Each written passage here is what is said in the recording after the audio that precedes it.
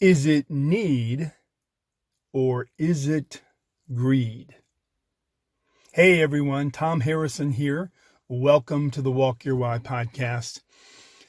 And I think in this time that we're in now, in particular, actually it's always relevant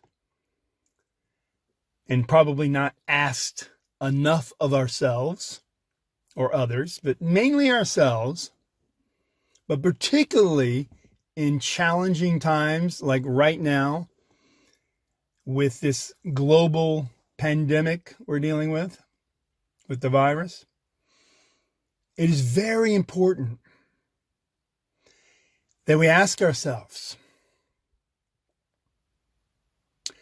when we perceive a need for something, and let's just be completely honest about this. We all have needs, legitimate needs. We all have wants, desires, some of which are also needs and many of which are not. Let's also be totally honest that for many of us, we maybe aren't clear on what's truly a need for us. Like, what does that really mean? Right? And, living in this world of abundance, for many of us, by far all, and in fact, let's remind ourselves that most people on the planet are much more focused on needs than those of us, for example, that may be listening to this. Those of us who are able to who have the luxury like myself to work online. Now, many of us are being forced in this moment to work online. Many of us like to work online. Many of us would like to work more online. But the reality is there's many people on this planet who don't have that luxury, right? They're working very hard to survive. All right, I want to just presence that again. Many, if not most of the people on this planet, and it's the only one that matters right now, right? The planet we all live on. Many, if not most of us, human beings, are living hand to mouth. They're living paycheck to paycheck, if they even get a paycheck. Right? Now, it's amazing. If you travel at all, I've traveled all my life, and you see people all over the world who exemplify what I'm talking about, where they're working very hard, really just to survive. And for many of us, we wouldn't even count it as survival, right? We've gotten so far away from what it means to have a real need that we wouldn't think of, living in a tin shack, a tiny tin shack that's propped up against hundreds, thousands of other tin shacks, like, for example, that I experienced in Cape Town, South Africa. That might not even qualify in our minds as survival. And yet many of these people were some of the most beautiful, vibrant, alive people I've ever met in my life. It's just an example. Anybody who has traveled to places where you see this kind of struggle, this kind of poverty, this kind of difficulty, you also see an amazing amount of cheer and good spirits and love. It's pretty phenomenal. But that's, I think, a really good picture of need, right? And then, of course, hey, I live in an area where very close to me in Northern California, and I live north of San Francisco. In San Francisco, there's need present right there in front of our face on the streets of homeless people who honestly don't even have as nice a place to live as those tin shacks in Cape Town, South Africa. Quite honestly, they're living in a sleeping bag that is absolutely grotesque. And they're just out on a dirty street, on a dirty sidewalk. Now, we might have all kinds of judgments or criticisms about how they got there and why they're there and blah, blah, blah. But regardless, they are human beings. They're on the street and they have deep needs that, by the way, weren't being met at all. I mean, I shouldn't say that. There's many wonderful organizations that are meeting needs, but not on the level we need, right? That's obvious. It's very clear that as a society, the governments and societies we're living in are not coming close to meeting the needs of human beings with these profound needs I'm talking about. Wherever they are in the world, we're simply not meeting those needs. Now, again, some of us, our standpoint might be, well, they need to meet their own needs. The hell's wrong with them? Get to work. Whatever your point of view, whatever your perspective, travel a little bit more, notice a little bit more, right? Engage with people a little bit more, and you'll see that it's not so simple, right? Of course there are people who make lots of bad choices. I've been one of those people. Thankfully, I'm still alive for it.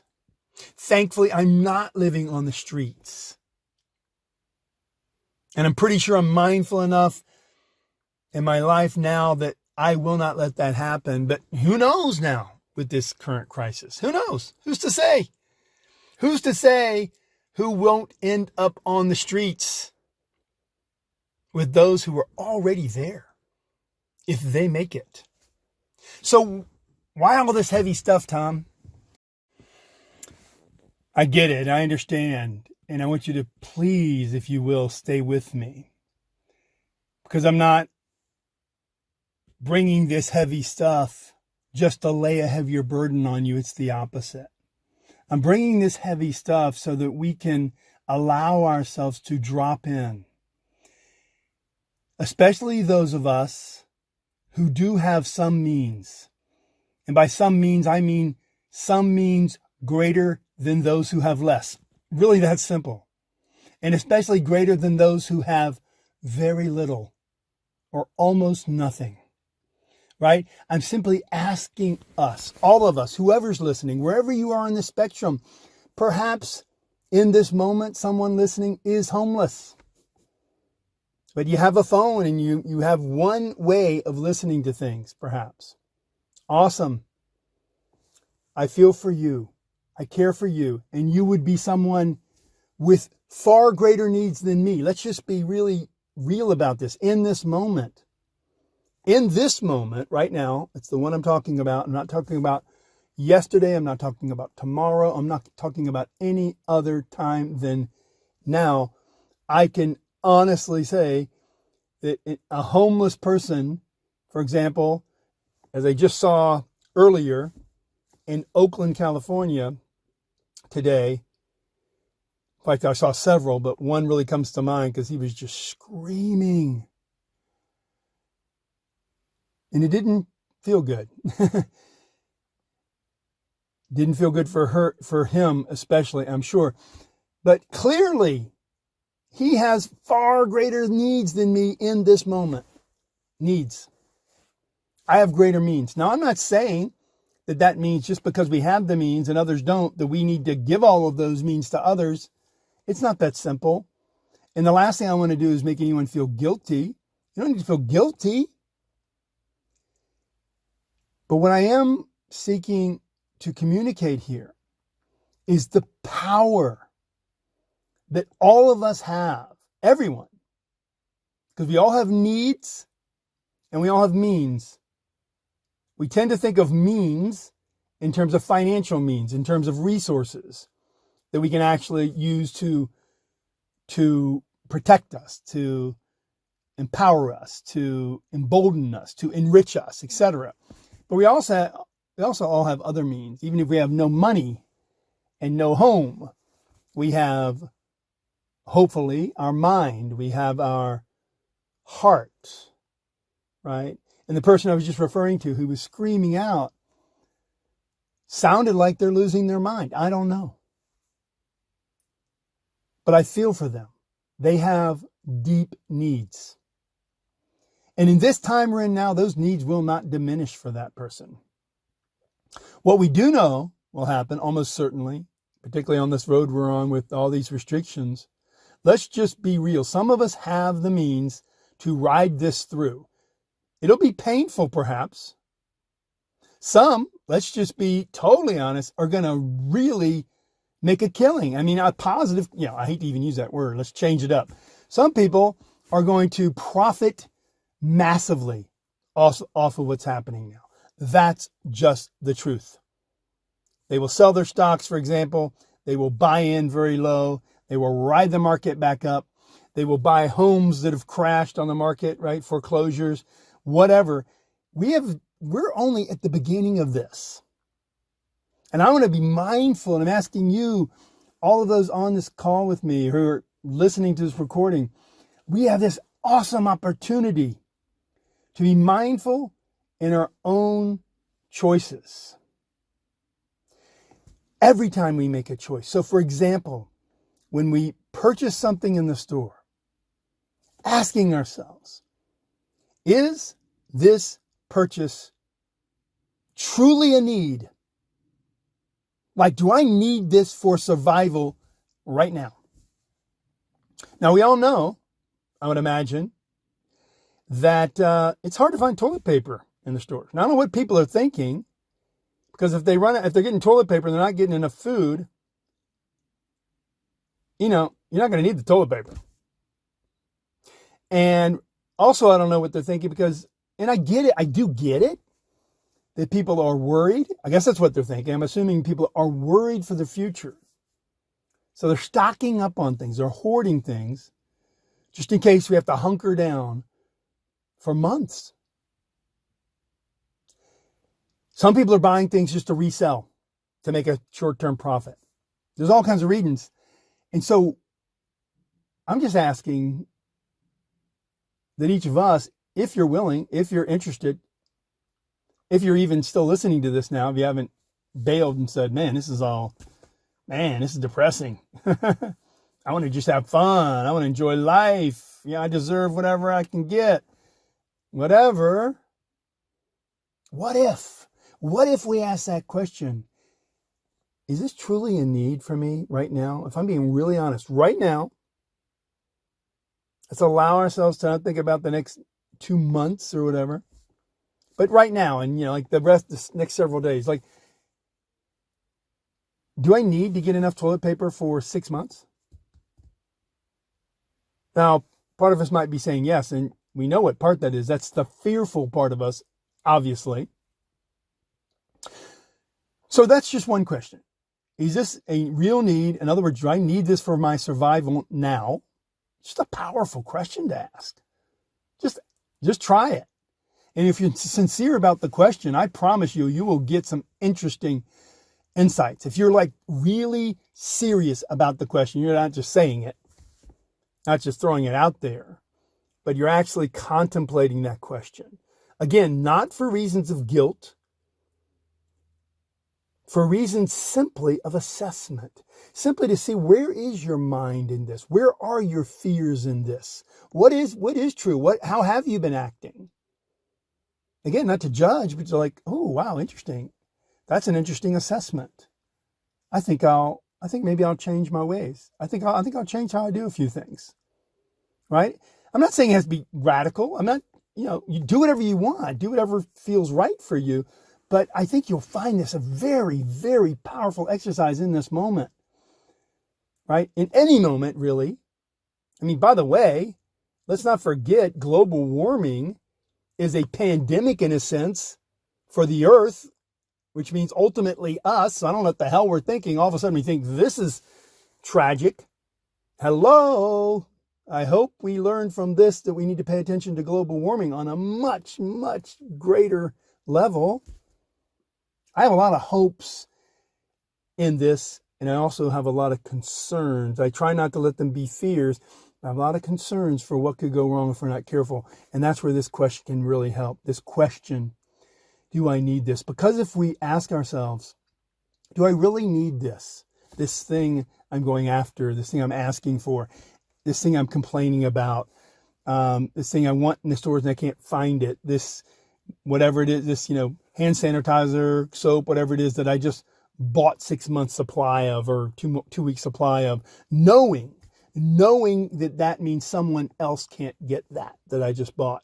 Buy up all the masks, even though I only have a few people in my family, whatever it is, anything we're doing now. Imagine the power of being mindful. One is the value it gives us in the moment and forevermore of just asking those kind of quality questions and contemplating it and meditating on it. Do I need this? Do I really need it for my survival? That's really awesome. And how much have I been even thinking of survival? Does that even cross my mind? Well, now, maybe I'm thinking about it more, and maybe I'm afraid. But let's just get real. Do I really need this? And then we can ask, why else might I need this? But survival's kind of the core thing, right? Especially when we're becoming increasingly aware. And I promise you, if this continues for any amount of time, and I certainly hope the news covers this, we will become increasingly aware. And if you live in any area where there's homeless or where it's clear there's an element of poverty, it will become more and more obvious that there are more and more people with needs, right? I mean, let's just look at this very clearly.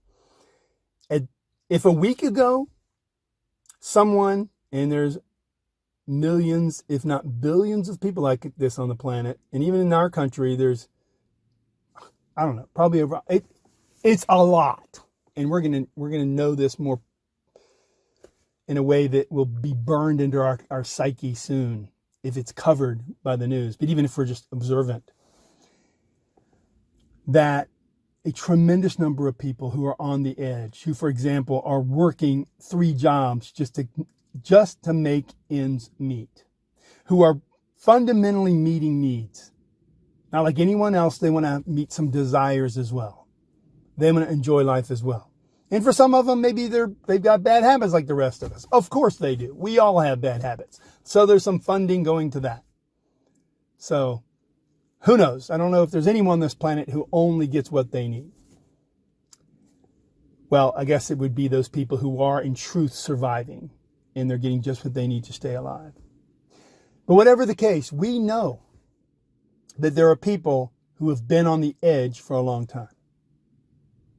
And now they, it might only take a couple of days without income, a few days, a week, a couple of weeks, and they're amongst the homeless. Now we say we're going to give money out to these people. I don't want to go too deep into this, but it doesn't take too long to realize that if you're marginalized already, the chances of you getting the kind of aid you need is massively diminished. Massively diminished. If you're, for example, an undocumented worker who's doing amazing work for our economy, are you going to get that aid that you need for your survival? Well, unless some things change very radically in the very structure and systems of our government, the answer is hell no. You're going to be dependent on your neighbors. You're going to be dependent on society. And that is where these questions become so freaking important. I'm not saying go out there and give away everything, but what I'm saying is the more we can be mindful of what we really, truly need right now. This is the time when the word enough needs to become a much bigger part of our lexicon and, more importantly, of the fabric of who we are as people. I truly believe that. I so truly believe that, right? Appreciating enoughness for everyone. And then there's another question I'd like you to ask, and then I'll wrap this up. And that is, right? After we ask that question, do I truly need this? Whatever it is, right?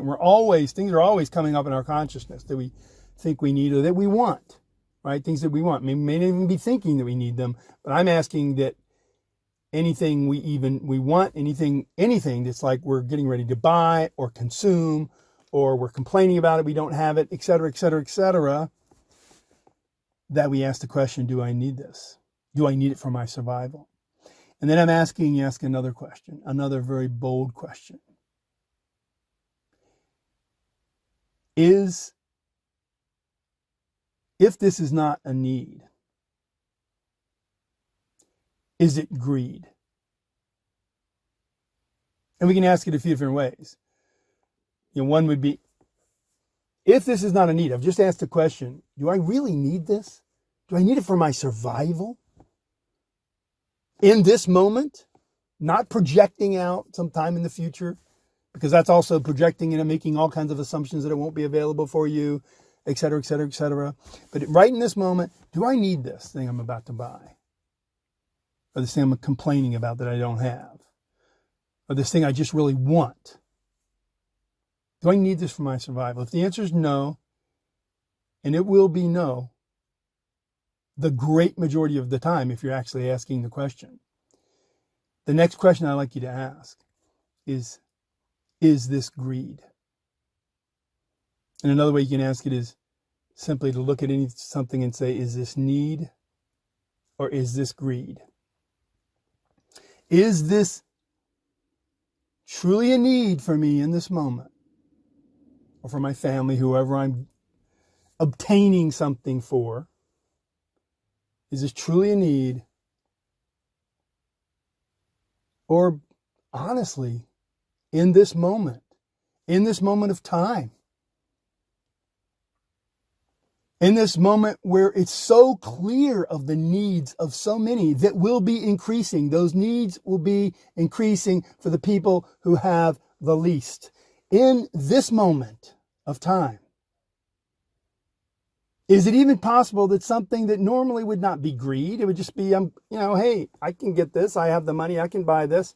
Is it possible that some of those things we're buying, that we're spending our money on, is it possible? And this is for you to determine for yourself, but just ask the question. It's very powerful. Could this be greed? And my hope, of course, would be that we're just being honest about that. And if the answer comes back, yeah, it kind of looks that way, that we will reconsider and we will make some wiser choices so that those who really do need, whether they've been greedy in their life or not, they have fundamental true needs, so that we open space for them, so that we make it more possible for them.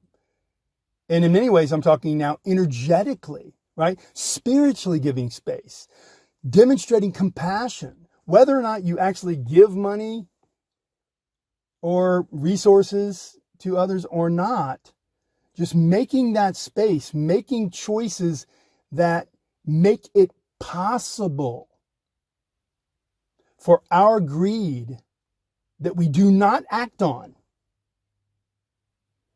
to fulfill someone else's need. That's powerful.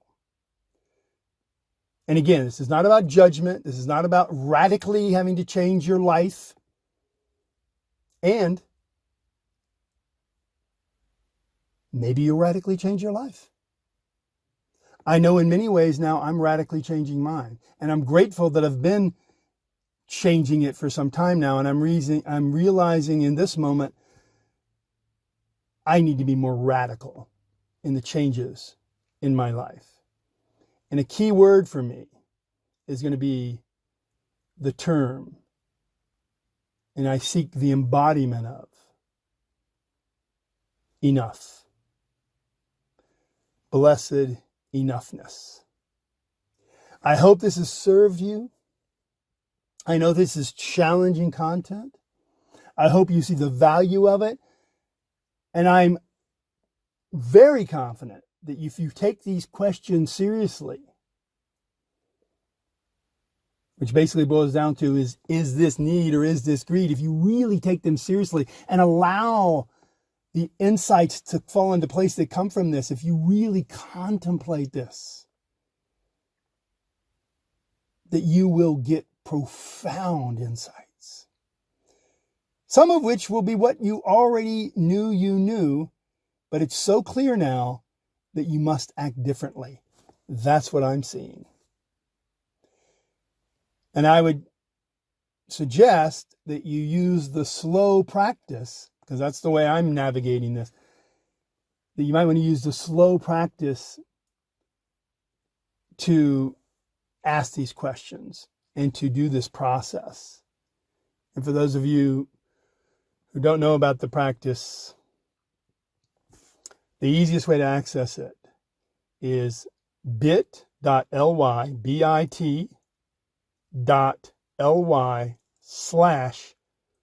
practice. Just put that in Google. It'll take you there. It's free. It's for you. I hope it serves your needs. Take care. May you have a blessed, blessed day and a blessed life.